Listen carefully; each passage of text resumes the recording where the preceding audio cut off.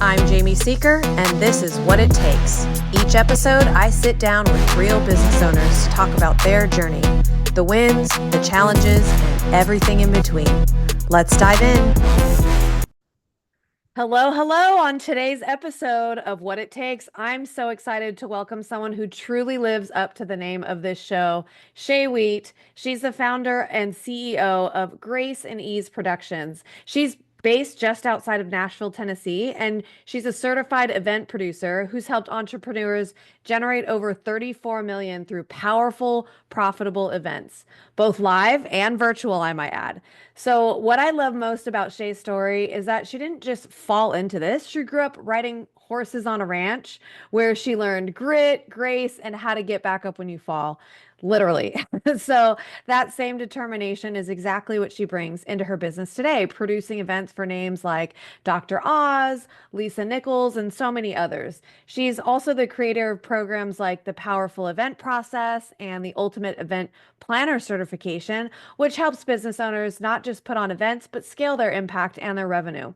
And we're going to dive into how events became a true growth engine for her clients, that pivotal moment that she kind of shifted to virtual, and what really goes into creating experiences that convert. So let's jump in. Hello, Shay.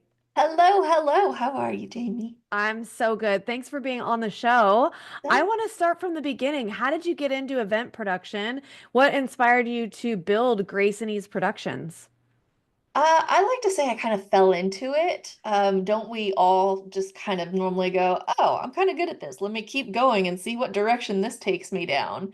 But it really started probably like a lot of your listeners start of going, I want to get a message out. I want to start speaking. I want to be on stage. Let's try this. And I was actually in a network marketing company of all things back in the day, talking about New Year, New You. And it was like a multi-speaker event. So whoever has the mic, they would get off and pass it off to the next person. So I'm over there waiting for my microphone and my turn. And the guy who comes off is, about to go out. And I'm like, hey, dude, don't go spitting on my mic. He's like, you're funny. Who are you? Come to find out, he was the head of education for Dr. Oz's nonprofit. And literally months before, I had just supported Maria Shriver's women's conference. She was the first lady of California, where I'm based. And he went and looked at me and he's like, she's best with friends with our CEO, and we're doing a women's conference. You should help us. And I went, okay. So that was my first gig as an associate producer in charge of over 70 speakers and 100 volunteers. That's how I got Wow. started. Yeah, I just fell That's in. quite the starting point, right? Like I was going to ask you about what was that breakthrough moment? Like how did you like what a way to start into that. So how did you kind of grow from there and continue on if you started at such a high level like that? Yeah. What was your takeaway from that experience? Yeah, well, what I didn't tell you was, I was figuring things out. I didn't know what I was going to be doing. I was in network marketing. I'm trying to speak on stage. I'm like living in an apartment complex that I'm managing because I have no income coming in, right? Like my eyes and my arms were open for whatever started to come my way. That one just happened to fall into my space. And, it was like, okay, what can I do with this? What's next? And I ended up finding an email from somebody going, hey, we're doing an event. We'll help you figure out your niche. We'll help you figure out your programs and your packages. We'll help you get speaking gigs in your own backyard. And I'm like, if I don't do this, then what am I going to do? So I go. And turns out it is what I now know is a 3-day sales and enrollment event that they were offering, their year-long group coaching program. I literally had enough money from the Dr. Oz gig to be $500 shy of the deposit to move into that program. The guy I just started dating, who is now my fiance, lent me the other $500, and that's the journey of starting the actual business. Was Wow. Wow, that's actually really cool. And a lot of people think that events are just about logistics, but clearly, like, there's a lot more that goes that goes on behind the scenes. Yeah. And for you, it's clearly strategic, maybe a little bit of luck, right? But it sounds like there's a lot of strategy that you learned and you kind of picked up from there. So how do you view events as a business growth tool? In my opinion, it is the best. It's the fastest, and it will help you build rapport and relationship better than anything else I've seen. Now, granted, I'm in the seat of seeing events and how powerful and profitable they can be all day, every day. But it's events are one of those things that allow you, like I said, to connect with the audience. If you are setting up the structure, if you're setting up the journey, you're actually taking the audience on a journey with an end in mind that is supporting them in whatever pain that they're in. There's this transformation and this gap that's created that allows them to step into it, right? So when I'm at events, I see it all the time. I see people walking in, they're like, I don't know about this. I don't know if this is going to work for me. Their arms are all crossed and they're like, meh. And then by the end of the event, they're like high fiving everybody and hugging everybody and like, this is my tribe. And I finally found my people. That transformation alone is what makes it so I keep coming back. Secondly, I come back because what then happens after the fact, right? So the people say, okay, yeah, you're my coach, you're my mentor. I'm going to say yes to next steps with you being that person for me. And they come back the next year, they come back 6 months later, and what they've been able to accomplish because what the program allowed them to do was shorten the time frame, shorten and get rid of all of the mishaps and the things that could possibly happen if you were doing it on your own, takes it out. So now they can get there quicker and faster and then be able to themselves help more people in whatever it is that they're doing. So it is way more transformational than anything else that I've seen out there in the world, honestly. Yeah, and you talked a little bit about that transformation and what that kind of looks like, what you witness and how they are with you. And you've helped generate millions for clients through events, not just, like chump change we're talking about a pretty significant amount of money here that really gets business owners attention. So what do the most successful ones that you put on, what's a something that they all have in common? Like what are some traits that you see or some commonalities that come out of these successful events? Well, so there is some strategy to it, right? The way we look at events is we're reverse engineering. So whether you're doing a 3-day event, whether you're doing a webinar or a masterclass, you're always reverse engineering what it is that we're leading them to. What I find happens often is someone's like, I want to put on an event. I want to have a bunch of speakers come. I want to, it's like, this would be fun. And it's like, cool, I'm all for it. What's the purpose and intention of the event? And they go, what? What is the purpose and intention of the event? What is it that, why are we doing this event in the first place? And there's the intention for you as the event host, and there's the intention for the audience. What are they going to get out of the event, whether or not they continue to do business with you or not? What are they getting out of it? Two promises. So for the event host, I'm going to suggest that we are selling into a program, into a course, into a mastermind, into something with you that's next step. And based on that, we're going to reverse engineer what topics we're going to be talking about and what journey we're going to take them on and what experiential pieces we're going to add into it because you don't want somebody just talking to you for 3 days. That's boring. So, definitely the vision and like the purpose behind it is something that people have in common. And I think that's true in any business, right? Like that's transferable from not just your event purpose, but for you as a company. So, what do you think your biggest challenge was that you faced when transitioning? Because I know that you did that pivot to virtual events too. How did you overcome some of those challenges that you faced? Yeah, yeah. So thankfully, we were already utilizing some forms like Zoom in our business already. But yeah, here in California, we went into lockdown on Friday the 13th. And on Monday, I was going to be having 600 women showing up in Santa Cruz for an event.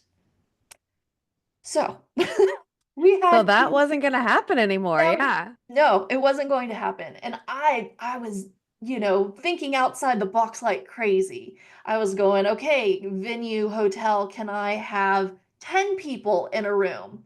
And I could do Zoom and I can do the cameras and I can have the host and we can, do it that way. And they're like, no,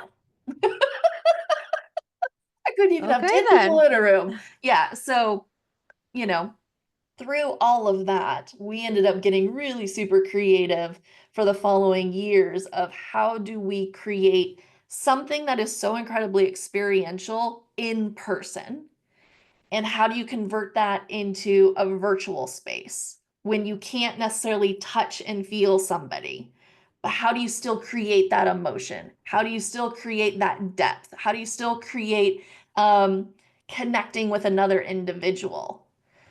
Well, we utilized different things like the breakout session rooms, and we would create our own. Have you ever been to an event where like there's always the party after the party, there's the Absolutely. networking happening in the hallways, there's like all of that besides what's happening in the actual event room?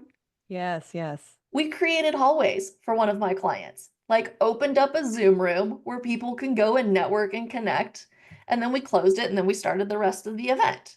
Right? So we got super creative on how can we take something that was in person and make it virtual. And honestly, the logistics and the reverse engineering and the promise and all of that, 80% of what we do for an event in person is the same for virtual. The 20% difference is the tech and how do we make the connections? How do we make it experiential? So yeah, we did some pivoting, we did some, changing things around. I did an event where I had 15 different Zoom rooms happening all at the same time. Wow. Yeah, Yeah. yeah. That's really cool. Well, and that's how I mean I can imagine all of this from a technological standpoint. I'm sure Zoom is much better now than it was when we first started doing all of this, and you guys were obviously at the forefront of that. That's actually really amazing. I've been on a lot of, webinars and, side rooms and, things like that, so I can definitely envision that. Talk to me about how you keep your virtual audiences as engaged and excited as a live in-person attendee would be. Because I've definitely been to live events and I've been to virtual events, and there is certainly a difference there too. But it sounds like, I mean, you guys being so focused on the emotion and the feeling and all of that kind of stuff, how do you keep those audiences engaged like that? Yeah, you do have to put some more energy and effort into it on a virtual side, to keep people engaged because, they could they just they just walk out their door or they're like, I've got to go let the dog out or, I'm gonna go do something else. So you have to think virtual is kind of like a movie. So if you're watching a movie, you want to be engaged, you want to be following the story, you want to, participate, you want to see yourself in it. So, how is your virtual event doing those things for the audience? Are you engaging with the chat? Are you engaging with Facebook groups after the fact? Are you having a dashboard where people can like win games? Are you like, how is the engagement happening that keeps them there? How do you gamify it? How do you support them in the journey? So you don't have to have like games all of the time. And some of my clients don't do it at all, but people stick around because the journey that we're creating and everything that we're teaching layers on top of each other. So if you miss a piece of it, you're like, wait, hold on. I what? And so they go, I can't miss it. We also include swag. We can make things interactive by going, okay, everybody grab that essential oil that was in your swag box, right? Put a little bit, on your hands and inhale, let's wake up the senses again. Or everybody's, jumping around before we get started. Or, you can have fun ways to keep them with you. It's a little bit different for each audience. I'm not going to have my medical doctors necessarily jumping around like I would maybe some of my coaches and experts.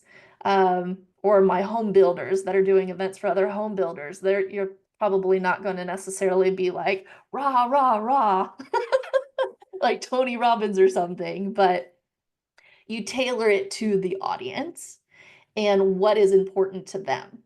That's also coming into how long is the event, what days are the event, all of those pieces play into based on who the audience is. We're not going to have divorced moms who are dating again show up during summer because they probably have their kids and they're not in school, right? Same thing for here. We really pay attention to who it is that we're serving in the audience and what is going to support them in staying with us for 3 days. That's great. Yeah, and I like what you said about making it like a movie because in my mind I'm thinking, I mean, gosh, attention spans are, and so many things distract us and virtually like it's so much different, but people do still go to movies. People still watch movies and they're engaged and they definitely and we went through that change too, right? Where now we have the in-home releases and we see things for the first time not just in the theaters. So I think that that's a really good point to that. And the differential there is like you said, telling a story. Yeah. So what is your story? But can you share, okay, then you guys have kind of figured it out, but I don't think you started off figured it having it all figured out. Can you share a moment when something went like totally sideways and like what you guys learned from that? Because it does sound like with each new event, you probably I get the sense that you're pulling new things and tweaking them like as you go and learning along the way. So what was that one that comes to mind that you're like, oh yeah, that was a great, let's call it learning Yeah, experience. yeah, for sure. Well, I have, gosh, a couple of different stories that we could go with. I've got one that is learning and watching from the stage my client. So I'm backstage, I'm watching, this is earlier in my career. Um, Amazing entrepreneur, like pouring her heart out, giving the audience everything, but nobody was moving. Nobody was taking action. Nobody was buying. Like, we're like, what is happening? What is going on? I don't understand. And it was in that moment that I realized this wasn't a marketing problem. This was more of a strategy type problem. So she's somebody well-known name, and we fell into like everybody showing up because she's great and amazing, and everybody wanted to be around her and be in her presence. But we'd fallen into this thing that I call the authority illusion, thinking that her expertise alone was going to drive ROI for her and her company.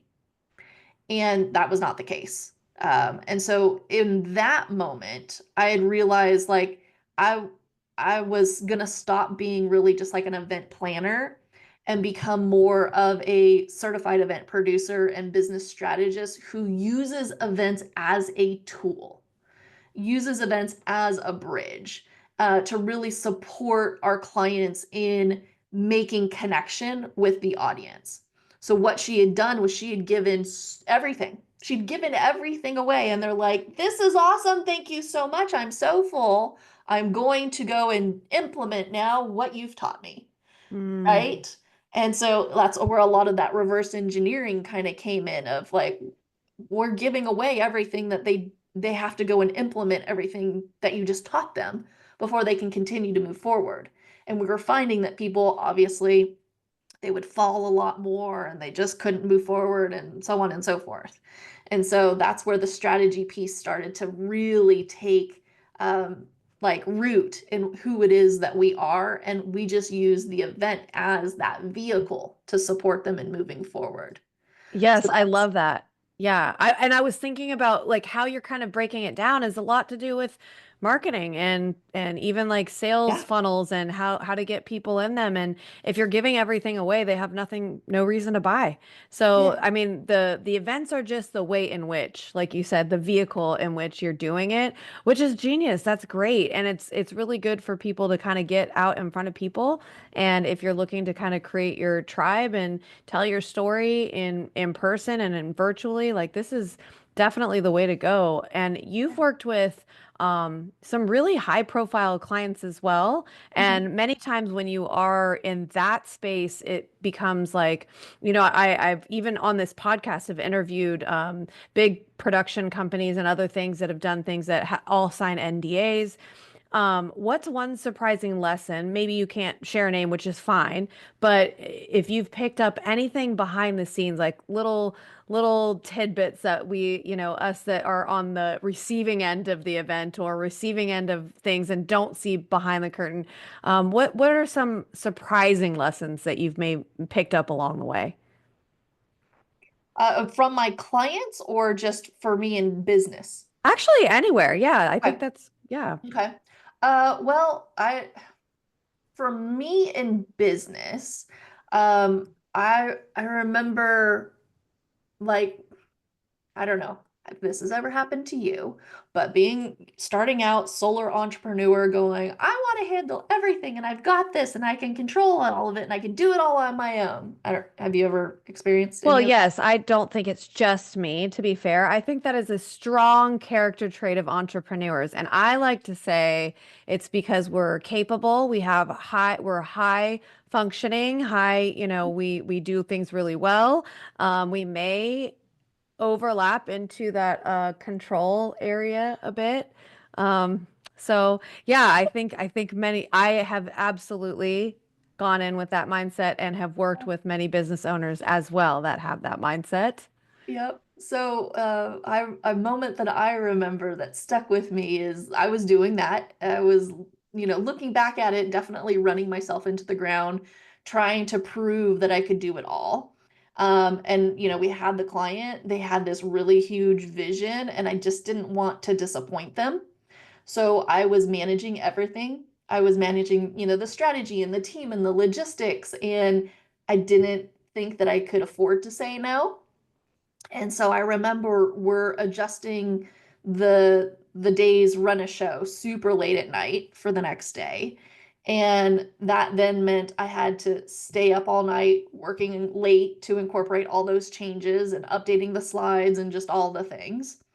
And then during the first session of the day, the mics start failing, the monitors start going out, the camera starts tweaking. And like, mind you, we did our due diligence and we'd gone through a really thorough tech check, right? Everything worked. And then you start the show and you're like, ta-da, tech happens. So here I am. I'm dressed up. I'm in literally a dress. This was a virtual event. I'm crawling on the floor in front of the speaker, in front of my client, plugging in and unplugging things that are like at her feet, trying to not show up on the camera. And I'm like, okay, so this behind like the audience, no clue. Sure. Absolutely no clue. But I'm like, let's plug you in, plug you, not, oh, yep, great. Okay, cool. Crawling back, and those moments where you're going, okay, I got to stop trying to do this all myself. And it was definitely a wake up call. I got up off the floor and made a decision then that I wasn't going to be building a business that required me to sacrifice my well being to serve other people's missions, but instead do it in partnership.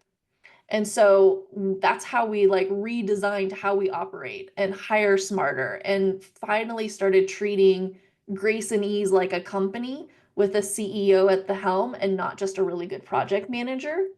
And the whole reason my company's name is Grace and Ease Production is because I bring the energy piece into it, but I forgot that part, right? I'm a Reiki master. I'm an energetic healer. I get energy. I have rocks and crystals all around my house. And you forget after you do it for a while. And that was definitely a wake-up call reminder for me to stop white knuckling it and start scaling properly. I love that the audience had no clue. And my client, I mean, we laugh about it now, but in the moment it was like, what in the world, please? But that's really what it comes down to, in my opinion, is having those moments that allow you to remind you why you're doing this in the first place and not to like beat yourself so much that everything is breaking. If I look at it now energetically, everything was breaking because I wasn't putting a mask on myself, because I was trying to do it all myself, right? And so energetically, I think I might have had a little something to do with shorting out the technology a little bit.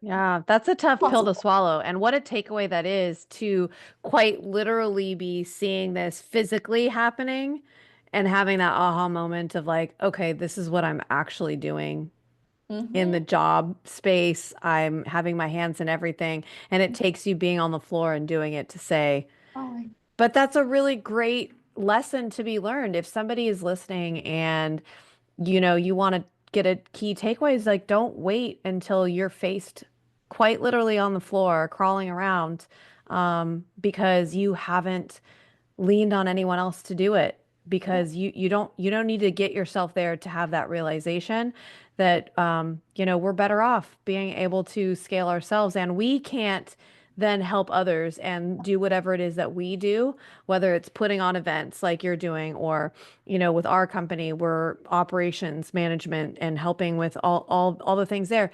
If I am running my company on my hands and knees because I can't, then that's what's gonna where I'm not gonna be able to do that. I'm not gonna be able to give a good solution to anybody else, right? When I'm not even living that out. So that's really, really great. And that kind of is a perfect segue into our signature question that we ask every single business owner that comes on this show.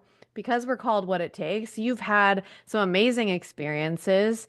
In your opinion and your experience, what does it really take to be in the seat and be a business owner and to do it with grace and ease?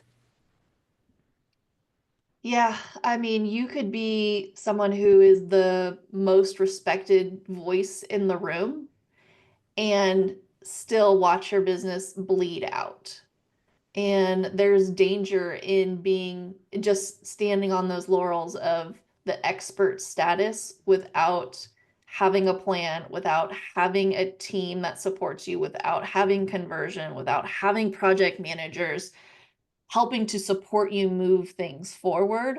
So we are not meant to do life alone, and we're not meant to do business alone. So I am all for partnering with people in life and in business, and let's have fun in the process. Shay, what wonderful advice. Thank you so much. What a force from behind the scenes chaos to $1 million moments. Guys, she's mastered the art of using events as a powerful business strategy. And if you're ready to scale through your own event or you want to explore what that could look like, check out her team's work. Shay, where can people find you if they're looking for you? Absolutely. We're on all of the social medias, either under Grace and Ease Productions or Shay Wheat. And if it's cool with you, I have a gift for your audience. Yes, Um, please. I said yes. Now's the time. Absolutely. Perfect. For those of you that are interested in utilizing events to grow your business, head on over to eventfreegift.com. There is the initial event planning playbook, and that is going to be something that if you're doing something that's less than 50 people or over 50 people, I give you options of like, who is the team and what are the questions you need to be asking? If it's you, the event host, asking yourself. If you're somebody like Jamie or you're on the team and your event host comes to you saying, I want to do an event, or your boss does, this is the tool that you go, cool, hold on one second, eventfreegift.com. Let me ask you these questions. That's what you need to get started to start planning your event so it's powerful and profitable. Oh my gosh, what a great resource. Thank you so much, Shay. I might even take you up on that myself. Um, so thanks so much again for sharing your journey and all the gold in this episode. You guys, so many key takeaways. Until next time, this is what it takes. Thank you so much for tuning in. Would you or someone you know like to be featured on this podcast? Our applications are now open. Apply today at seekersolution.com and click on the podcast link to get started.